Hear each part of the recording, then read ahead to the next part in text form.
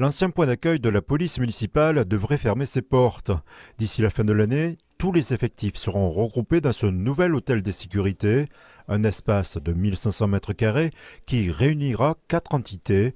La police municipale, dont les effectifs vont être multipliés par 4 en 20 ans, le centre de régulation du trafic routier, le centre de supervision urbain intercommunal et une cellule de crise. La sécurité est aujourd'hui en rang 1 des attentes de nos administrés pour la paix dans la cité. C'est aussi un élément d'attractivité de la ville. Donc j'ai fixé des objectifs élevés. On aura 100 policiers municipaux à l'horizon 2030, 80 d'ici la fin du mandat. On investit énormément également dans la vidéoprotection. On a multiplié par 10 en 6 ans le nombre de caméras en ville.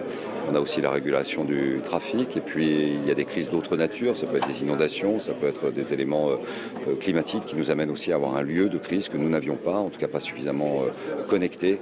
Et tout est rassemblé dans ce lieu. Je ne pense pas qu'il y ait beaucoup de villes de notre taille qui aient un équipement de cette nature. Et avec une amélioration de la qualité du travail également pour les policiers qui faisaient partie de nos priorités. Ils étaient un peu engoncés dans un petit poste de police municipale et vu la montée en gamme, la montée en puissance et l'intensité également des actions qui sont les nôtres, il était normal d'avoir un lieu à la hauteur. Au premier étage, le centre de régulation urbain, mis en place en 2013, gère la circulation via 165 carrefours équipés de feux tricolores, dont 70 à 3. Au rez-de-chaussée, un espace sécurisé réservé aux agents municipaux et à l'accueil du public, de jour comme de nuit. On ne pourra pas déposer une plainte sur l'hôtel de sécurité. La plainte sera posée et déposée, comme d'habitude, à la police nationale. Et le maire souhaitait qu'il y ait une attention particulière sur la réception de personnes qui peuvent avoir un souci. Le réseau de vidéoprotection du centre de supervision urbain intercommunal, actuellement hébergé dans les locaux de Trois-Champagnes Métropole, montera en puissance au deuxième étage. Je rappelle que nous sommes à près de 650 caméras à l'échelle de notre agglomération. Je rappelle que le plan de montée en charge visait à utiliser toutes les techniques modernes pour permettre de couvrir les 81 communes de l'agglomération. L'hôtel des sécurités disposera aussi d'une cellule de crise. En cas d'événement majeur comme une inondation, ces outils de communication et de cartographie permettront une gestion coordonnée en temps réel avec les autres services. Le centre opération de la police nationale, le centre opération des sapeurs-pompiers, le centre opération des armées, il y en a un aussi au niveau du DMD, et notre centre opération au niveau de la préfecture. Quand vous avez un bâtiment comme celui-ci, avec une cellule de crise dédiée, et une police municipale, et tous les services qui sont rationalisés et rassemblés autour de la table, forcément vous concordez mieux les temps et vous êtes meilleur à la fin pour la gestion de crise. Lors de cette inauguration, le président de Trois-Champagnes Métropole a déclaré ne pas fixer de limite à l'augmentation des effectifs si nécessaire.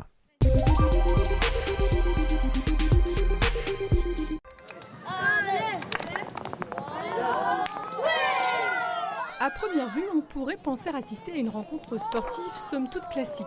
Mais dimanche à Taon-les-Vosges, il s'agissait en réalité de la grande finale de l'école des champions. Un concept né il y a un peu plus de 20 ans avec l'ambition de montrer aux enfants que les valeurs portées par le sport et le monde associatif participent à leur éducation. Après avoir pris part à des épreuves de sélection, dimanche, ils étaient 260 âgés de 7 à 11 ans, venus de 20 communes du Grand Est, dont Saint-Dié-des-Vosges, Épinal, Neufchâteau et donc Taon, à prendre part aux 18 ateliers proposés. On a fait du basket, de la pétanque à peu près. On va faire de l'athlétisme après. Au départ, j'étais vraiment beaucoup stressée. Mais sinon, ça m'a beaucoup apporté de bonheur. Une compétition et aussi un lieu d'amusement pour jouer avec les copains, apprendre des choses, aussi des sports. Dans la corde, vous avez ici 2 repères. Ça permet d'accrocher la flèche au bon endroit. Le responsable d'atelier va mettre 2 notes. Une note de savoir-faire qui correspond au courage, au goût de l'effort, à la volonté de le faire, et une note de savoir-être. C'est-à-dire comment l'enfant va se comporter, comment il va être souriant, comment il va être bonjour, comment il va aider son camarade. C'est ça aussi qui nous intéresse. Du sport, mais aussi des ateliers de citoyenneté ou de sensibilisation au développement durable notamment. À l'issue de la journée, 40 petits champions de la bonne conduite sont désignés et deviennent à leur tour des ambassadeurs de ces valeurs. Toutes les valeurs de la charte de bonne conduite, le respect des règles, l'entraide, la solidarité. Pour moi, c'est des valeurs que tout le monde devrait avoir. C'est s'entraider, accepter chacun. On a tous des points forts, des points faibles. Justement, le but, c'est d'utiliser ces points forts pour aider ceux qui sont moins forts dans ce domaine. Membres à vie de l'association, les jeunes participent à leur tour à l'organisation les années suivantes. Depuis sa création, l'École des champions a déjà sensibilisé plus de 60 000 enfants avec l'intention de leur mettre toutes les cartes en main pour gérer le monde de demain.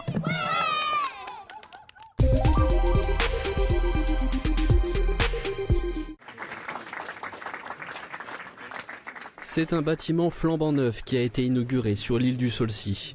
Vétuste et ne répondant plus aux normes, c'est désormais un édifice à la pointe de la modernité, puisqu'il devient le plus grand bâtiment passif du Grand Est et l'un des plus grands de toute la France. Bien plus qu'un simple espace universitaire, il devient un centre névralgique de recherche et d'innovation. 3 espaces phares y sont représentés. Le pôle SOIP pour l'orientation des étudiants, le centre Pierre Janet dédié à l'innovation dans le domaine de la psychothérapie, et l'espace Rabelais qui met à l'honneur la recherche collective pour les sciences humaines et sociales. Si on arrive à transformer, à améliorer ce cadre de vie, le potentiel du campus est énorme. Voilà, c'est une expérience étudiante, une expérience pour les chercheurs phénoménale potentiellement. Juste l'aile qu'on inaugure aujourd'hui, c'est 8 millions d'euros, un peu plus de 8 millions d'euros, dans un chantier qui est prévu être à 28 millions d'euros. C'est un gros chantier sur un bâtiment qui fait 259 mètres de long, sur 6 niveaux. On a changé 970 fenêtres. Voilà, ça vous donne une idée de l'ampleur du chantier. Ce chantier représente la première phase d'un projet plus vaste de réhabilitation.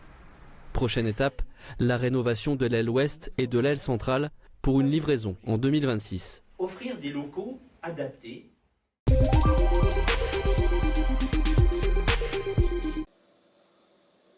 L'Aqualuc comme vous ne l'avez jamais vu.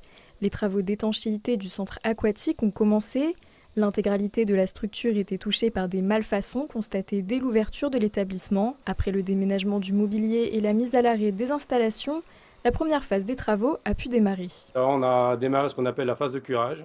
Donc toutes les parties carrelées, donc ça c'est aussi bien au sol ou mural, sont à déposer. On arrive au terme de la phase de curage de toute la zone douche, vestiaire, mais il reste encore une phase à terminer sur la partie bassin. Donc on est sur cette phase de démolition qui est une phase extrêmement importante, délicate, de manière à ne pas abîmer non plus ce qui existe au niveau du bâti et au niveau de la structure de fonctionnement de l'établissement. Ces travaux d'ampleur représentent beaucoup d'argent. La mairie estime que la commune n'a pas apporté ce poids causé par les entreprises en charge de la construction de l'établissement. La bataille juridique est toujours en cours, mais le maire reste optimiste. Pour les travaux, aujourd'hui, on a des jugements qui nous donnent raison du point de vue de la garantie décennale, encore une fois, et qui nous permettent de commencer les travaux d'une bonne façon. Les choses ne sont pas terminées du point de vue des experts, du point de vue de la bataille juridique financière. Donc les choses ne sont pas terminées, on ne peut pas s'avancer aujourd'hui avec exactitude du point de vue des sommes. La plupart des clubs et des écoles restent pour l'instant sans solution pour poursuivre leurs activités aquatiques. Quelques négociations avec les piscines de Troyes ont tout de même été fructueuses. Il y a eu quelques possibilités d'aménagement. Je sais que les collèges ont pu trouver un peu une place, mais l'essentiel des structures d'accueil scolaire et des associations qui étaient Aqualuc n'ont pas pu retrouver de lieu pour se poser.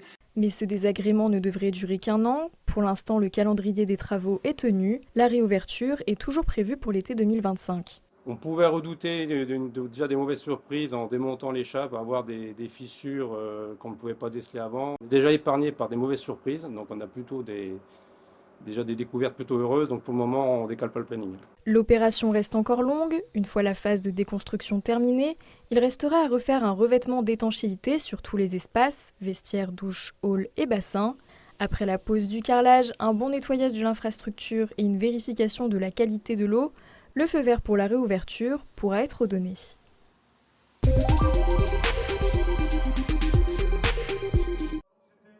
Grâce à ses yeux maquillés de noir, on la reconnaît au premier coup d'œil. Mais ce n'est pas la seule particularité de la race Aubrac. On reconnaît une aubrac grâce à ses extrémités noires, donc cornes, queue, sabots et museau. Après au niveau des couleurs de la robe, elles sont du gris vers un jaune clair. Du coup elle a les cornes en lyre avec du coup les extrémités noires et le plus blanc vers l'intérieur. Nous on trouve que ça fait quand même beaucoup le charme de la race. De taille moyenne, les aubracs sont élevés pour leur viande et séduisent de plus en plus les exploitants mosellans. On a des facilités de vélage, Une vache qui est très maternelle, qui n'a pas besoin d'aide, du coup qu'on soit tout le temps là derrière elle au moment du vélage. Ça nous permet de passer plus de temps avec notre famille et moins avec nos bêtes. Pourtant on les aime donc on passe quand même beaucoup de temps avec. On a découvert cette race et depuis ça s'est transmis de génération en génération. De leur côté, pour Adrien Sommer et sa famille, éleveuse de 600 brebis à Morsbach, l'Aubrac est un pari plus récent mais tout de même gagnant. En 2015, on a racheté une ferme où il y avait donc l'élevage Aubrac. Et puis voilà, on a 50 mères Aubrac. Dans les débuts, c'était quand même assez compliqué parce que passer du mouton au bovin, c'est quand même pas la même bête. Mais franchement, c'est une race qui est quand même bien rustique. Par rapport à une charolaise, une limousine, elle a besoin de moins de compléments. Donc à la production, le coût de production il est un peu plus faible. Bon, les bêtes niveau carrure, elles pèsent moins qu'une charolaise. Mais financièrement, oui, ça passe bien. Mise à l'honneur cette année à Agrimax, la race broute du terrain partout en France. C'est une race qui est issue du plateau de l'Aubrac, donc c'est Aveyron, Cantal, Lozère, c'est au sud du Massif central. On se développe dans le berceau, mais là c'est assez stable. On a quand même 60% de nos effectifs dans le berceau. On est actuellement en plein développement et notamment dans le Grand Est. Sur les 16 éleveurs d'Aubrac présents au salon cette année, 9 d'entre eux sont implantés dans le Grand Est et 3 au Luxembourg.